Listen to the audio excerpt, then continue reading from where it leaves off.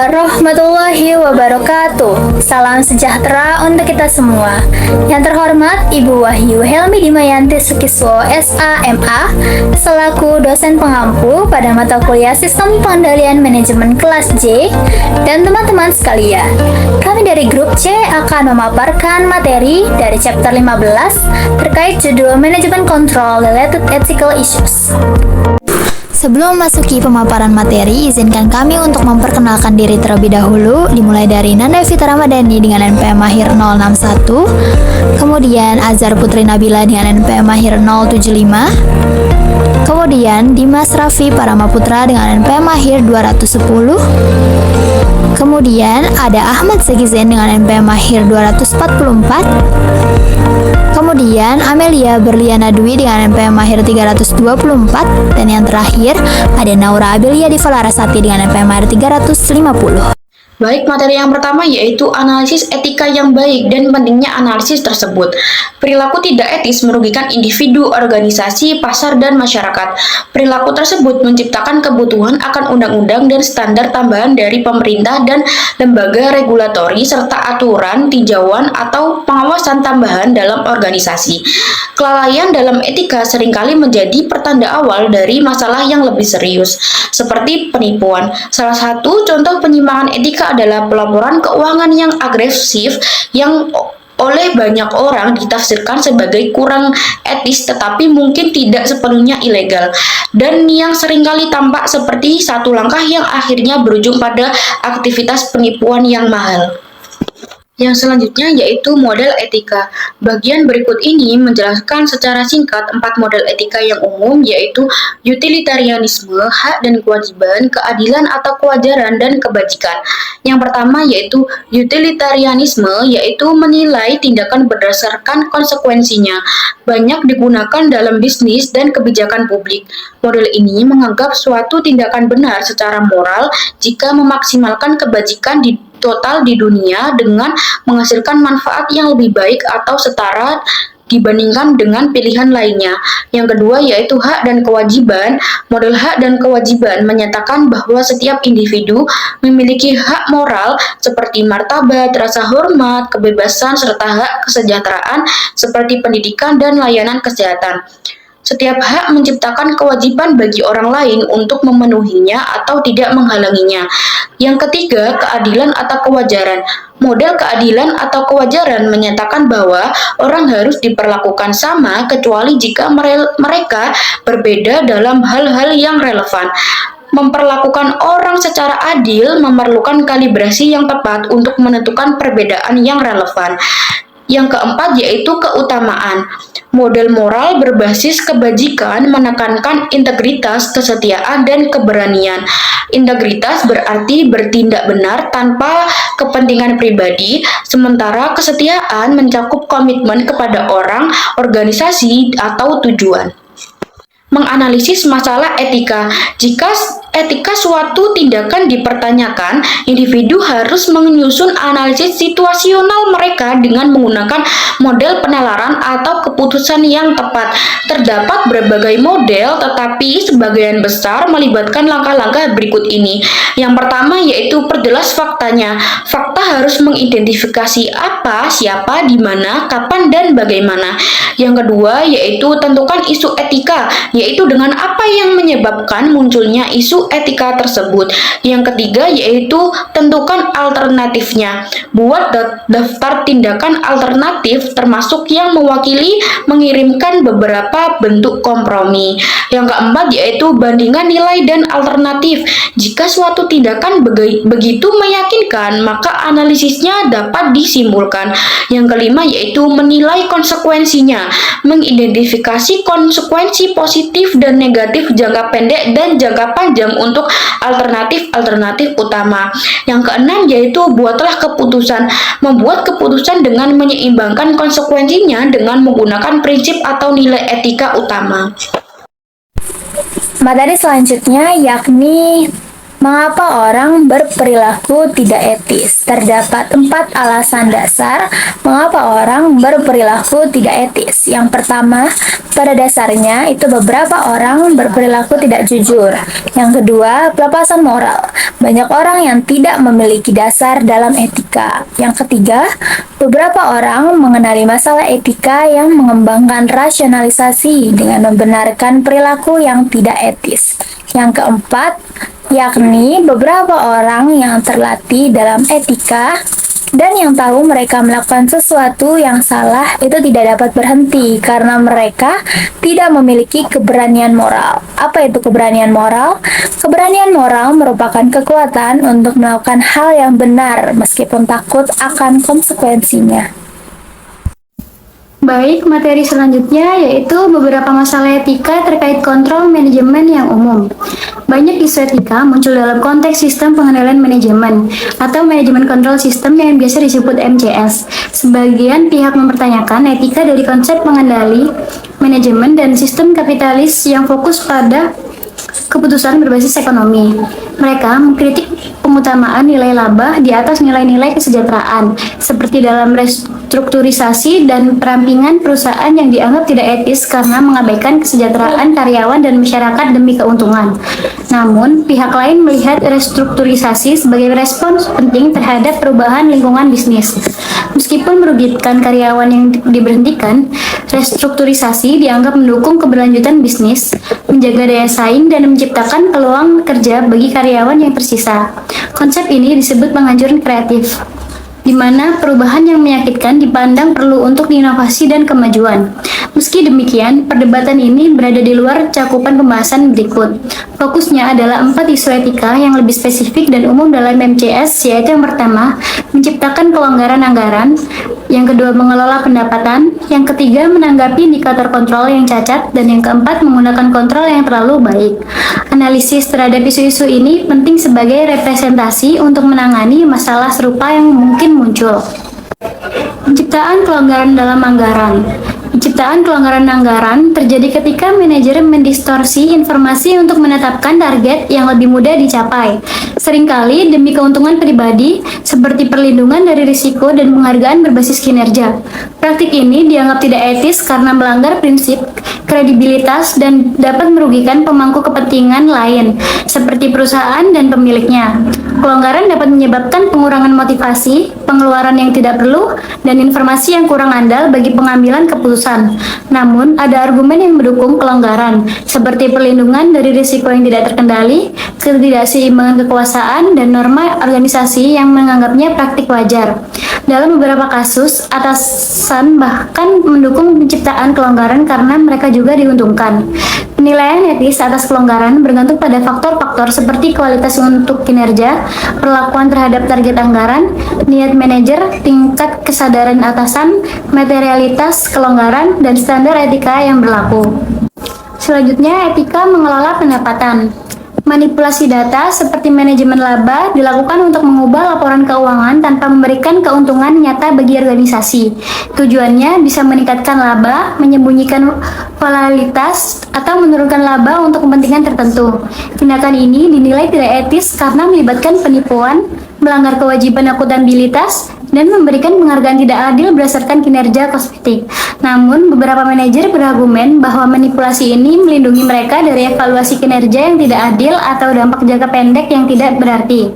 Metode manipulasi juga mempengaruhi persepsi etika, di mana manipulasi akuntansi lebih dikecam daripada manipulasi operasional, meskipun tujuan dan dampaknya serupa. Faktor situasional yang mempengaruhi etika manajemen laba meliputi tujuan, materialitas, waktu, metode, maksud, kejelasan aturan, dan frekuensi. Mantan Ketua SEC, Arthur Levitt, menyatakan bahwa praktik ini membutuhkan perubahan budaya karena risiko besar yang ditimbulkannya, seperti skandal di Bear Stearns dan Lehman Brothers. Selanjutnya adalah etika dalam menanggapi indikator pengendalian yang cacat.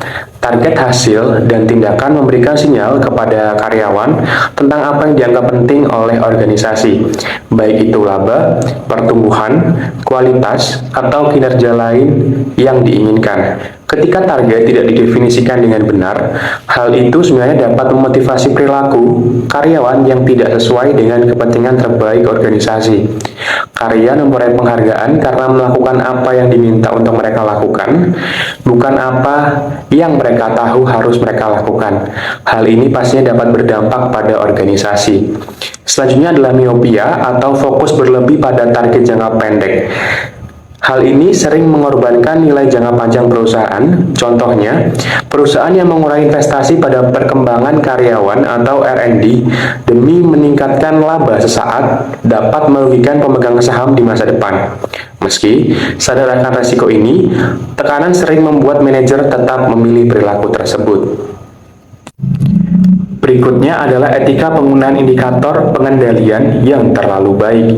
Indikator pengendalian yang sangat ketat mungkin berlebihan, tetapi hal ini didukung dengan adanya perkembangan teknologi. Kemajuan teknologi memungkinkan perusahaan memantau kinerja karyawan dengan sangat rinci, seperti melalui pelacakan lokasi, jumlah ketikan, atau pengawasan layar komputer dari karyawan. Meskipun alat ini dapat meningkatkan produktivitas, pendekatan ini menimbulkan dilema terkait privasi dan otonomi karyawan. Contohnya, Credit Suisse menggunakan analitik berbasis kecerdasan buatan untuk mendeteksi perilaku karyawannya. Namun, ada resiko bahwa pengawasan yang berlebihan dapat menciptakan lingkungan kerja yang menekan. Kasus seperti Foxconn menunjukkan bagaimana pengendalian yang terlalu ketat dapat menghasilkan dampak yang negatif. Contohnya adalah stres dalam bekerja. Sementara beberapa pihak melihat sistem pengendalian ini sesuai dengan aturan. Orang lain menganggapnya menindas, terutama jika tidak ada transparansi dan perlindungan data yang dikumpulkan. Hal ini menyoroti tentang perlunya keseimbangan antara hak pemberi kerja untuk mengawasi dan hak karyawan atas lingkungan kerja yang adil dan manusiawi. Selanjutnya, materi menyebarkan etika yang baik dalam suatu organisasi. Menyebarkan etika yang baik dalam di mana kondisi spesialis perusahaan menggambarkan standar, aturan, dan peraturan khusus untuk mewujudkan etika yang baik. Mereka mengkomunikasikan daftar-daftar ini baik melalui manual kebijakan dan prosedur perusahaan, kode etik perusahaan, dan karena setiap perusahaan memiliki kode etik masing-masing atau set memorandum yang kurang formal. Yang ketiga, manajer harus memastikan bahwa karyawan mematuhi aturan karena setiap perusahaan juga memiliki SOP standar operasional perusahaannya masing-masing yang berbeda di setiap perusahaan. Dan yang terakhir itu manajer tingkat atas harus menetapkan nada yang baik di atas dan mereka harus berusaha untuk mempertahankan MJS internal yang baik sehingga calon pelanggar tahu kemungkinan besar mereka akan ditangkap. Nah, maksud dari sini intinya atasan ini harus tegas dan juga bisa bersikap baik menjadi salah satu contoh yang turut dipatuhi sebagai leader. Ini kita harus tegas dan manajer juga daripada karyawan juga harus mengikuti aturan-aturan yang berlaku di setiap SOP perusahaan yang ada. Selanjutnya akan dijelaskan oleh rekan saya.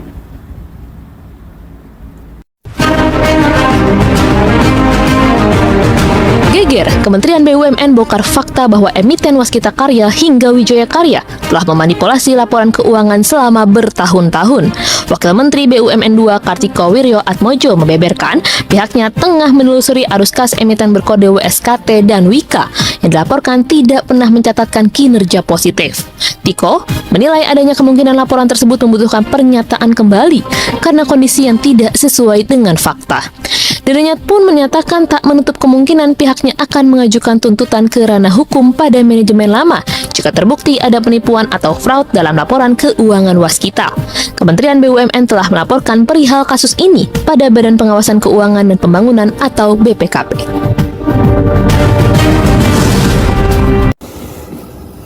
Berita tadi merupakan kasus dari PT Waskita Karya dan Wika, perusahaan konstruksi milik negara yang diduga melakukan manipulasi laporan keuangan atau window dressing.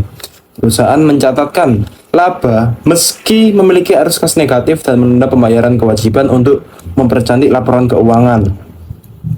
Manipulasi ini terindikasi dilakukan untuk mempertahankan citra perusahaan dan menarik kepercayaan investor, tetapi mengorbankan transparansi dan integritas. Untuk yang pertama, mari kita analisis berdasarkan model etika yang telah dibahas sebelumnya. Tadi ada 4. Yang pertama ada utilitarianisme, di mana prinsip utilitarianisme itu tindakan yang dianggap etis jika menghasilkan manfaat terbesar untuk jumlah orang terbanyak. Nah, pada kasus tadi, manajemen mungkin beralasan bahwa manipulasi laporan keuangan akan membawa manfaat jangka pendek seperti menjaga harga saham dan mendapatkan pendanaan. Namun, konsekuensi negatif yang jauh lebih besar terhadap investor dan kreditor, karena keputusan finansial mereka didasarkan pada data yang salah yang menyebabkan kerugian finansial. Kemudian dari reputasi BUMN sendiri, citra buruk merusak kepercayaan publik terhadap perusahaan ini. Nah, dalam kerangka utilitarianisme, tindakan ini tidak etis karena kerugian stakeholder melebihi manfaat jangka pendek bagi perusahaan. Kemudian yang kedua ada right and duties atau hak dan kewajiban, di mana prinsip ini hak individu tidak boleh dilanggar dan setiap individu memiliki kewajiban moral untuk bertindak secara benar. Nah, pada kasus tadi hak investor untuk menerima laporan keuangan yang akurat itu dilanggar. Kemudian manajemen itu memiliki kewajiban moral dan legal untuk menyajikan laporan yang sesuai dengan standar akuntansi, namun gagal untuk memenuhinya. Kemudian kesimpulannya yaitu manipulasi ini melanggar hak dasar stakeholder dan kewajiban profesional manajemen. Kemudian yang ketiga yaitu justice and fairness atau keadilan, di mana prinsip ini itu keputusan harus mendistribusikan manfaat dan risiko secara adil di antara semua pihak. Pada kasus tadi, keuntungan manipulasi hanya dinikmati oleh manajemen, sementara risiko ditanggung oleh investor, kreditor, dan pemerintah. Kemudian yang keempat yaitu virtus atau kebajikan, di mana prinsip ini fokus pada karakter moral seperti integritas, transparansi, dan tanggung jawab.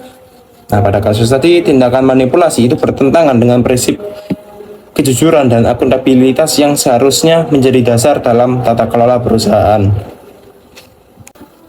Untuk yang selanjutnya, mari kita analisa berdasarkan fraud triangle, di mana fraud triangle ini menjelaskan 3 elemen utama yang mendorong tindakan manipulasi laporan keuangan. Yang pertama ada motivation atau pressure atau disebut tekanan, mana faktornya itu tekanan untuk menunjukkan kinerja keuangan positif kepada investor, kreditor, atau pemerintah. Nah, harapan untuk mendapatkan insentif atau mempertahankan jabatan itu dapat menjadi motivasi pribadi bagi manajemen. Dan mengapa karyawan itu terpengaruhi untuk memanipulasi laporan keuangan itu bisa juga karena adanya pressure dari atasan untuk membuat laporan keuangan secara bagus meskipun keadaan tidak sesuai dengan yang sebenarnya. Kemudian adanya opportunity atau kesempatan, mana faktornya itu lemahnya pengawasan internal yang memberikan peluang untuk memanipulasi data keuangan. Kemudian ada rasionalisasi, mana faktornya itu pelaku itu meyakinkan diri mereka bahwa tindakan manipulasi ini tuh dapat dibenarkan. Misalnya manipulasi ini hanya sementara untuk menyelamatkan perusahaan, dan juga misal mereka beranggapan semua perusahaan lain itu juga melakukan manipulasi laporan keuangan.